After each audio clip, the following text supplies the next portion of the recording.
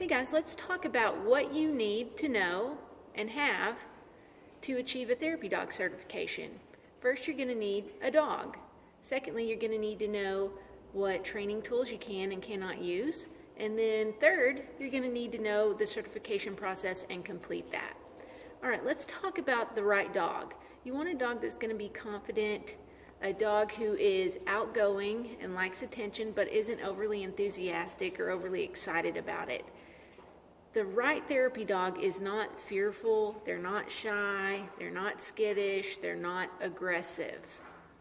For your training equipment, you can use anything that suits you and your dog while you're actually training.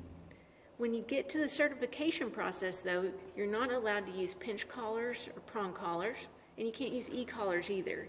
You could certainly use a flat collar or harness.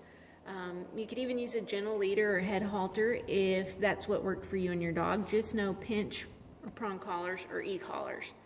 Also, when you're training, use treats. But on the certification process, you can't. You can't use treats on your control evaluation or your supervised visits. All right, that brings us to that certification process. Your dog has to be a year old before you can begin. The first thing you'll start with is a control evaluation, which is where you'll demonstrate that your dog has the right temperament to do the work through reactions to people acting erratically and noise sensitivities. And then you'll demonstrate that your dog is under control through basic obedience. And those obedience behaviors are going to include sit, down, stay, loose leash walking, and come when called. That's also going to include an examination where the evaluator will pet your dog's head, ear, paws, and tail.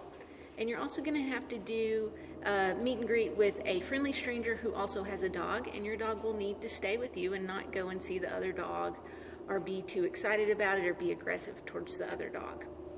Once you've passed your control evaluation, you'll go on to do 10 hours of supervised visits.